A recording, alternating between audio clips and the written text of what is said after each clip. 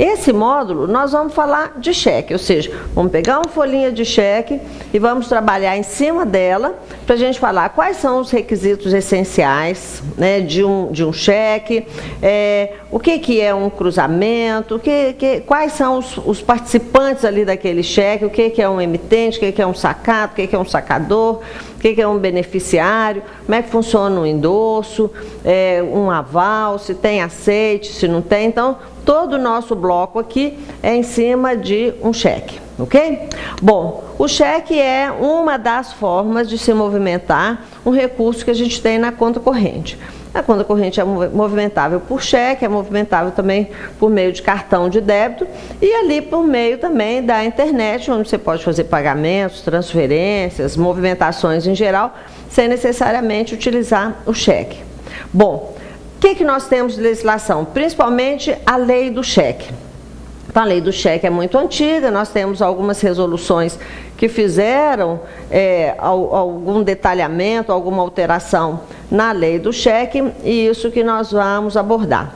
Na lei do cheque, primeiro, os requisitos essenciais, isso é uma das coisas que são muito perguntadas, o que nós precisamos ter? Tem que ter no corpo do cheque, então acompanhe comigo. Isso aqui é uma folha padrão de cheque. Tem que ter no corpo do cheque, tem que ter o termo cheque. Se não tiver esse termo no corpo do cheque, esse modelo de folha de cheque é um modelo padrão, pode ali ter uma alteração de logomarca, de cor, evidentemente, mas o modelo, o formato, ele é padrão. Então, observem que a gente tem ali o termo cheque e tem na sequência o espaço para numeração daquele cheque. Bom, outra coisa que é outro requisito essencial é a determinação expressa de pagamento, ou seja, pague por esse cheque a quantia de. O cheque, nós vamos ver depois, é uma ordem de pagamento à vista. Então, isso aqui é uma ordem, olha, pague por esse cheque essa quantia. É óbvio, né, óbvio que para haver esse pagamento, o dono da conta tem que ter o saldo disponível, mas no corpo do cheque, um dos requisitos essenciais é a ordem expressa de pagar uma determinada quantia. Ah, tudo bem, ó, eu tenho o termo cheque, eu tenho a ordem expressa, mas qual é o banco? Então tem que haver a identificação do banco. A identificação do banco é feita pelo número. Então, cada banco tem um número, esse número é o número da reserva bancária dessa instituição, não necessariamente só banco, o caso da Caixa, por exemplo. A Caixa é Caixa, não é um banco, né? Nós já vimos isso em outros módulos, mas tem a identificação do número da reserva bancária, que é o número onde vai liquidar os valores da compensação.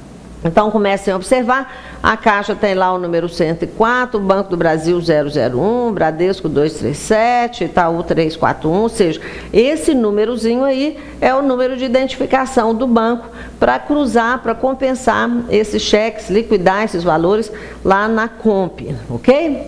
Bom, qual o outro requisito? É a identificação do endereço, onde que esse cheque vai ser compensado.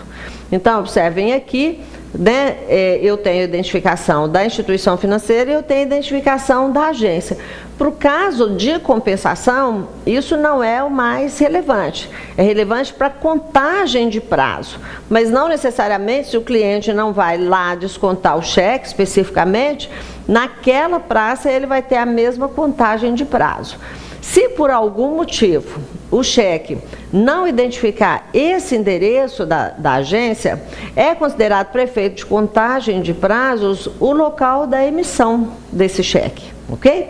Muitas questões relativas a isso. Bom, o que mais? Tem que haver a identificação de onde o cheque foi emitido. Então, eu coloco lá São Paulo, Belo Horizonte, a cidade onde for e a data. Isso é muito importante para a gente acompanhar o limite, o prazo limite para apresentação de cheque e para prescrição desse cheque. Então, tem que constar ali o local de emissão e tem que constar ali a data. Isso é um requisito essencial. Na sequência, nós temos a assinatura do emitente. Aqui nós já vamos incluir algumas denominações, tá? Então, o emitente,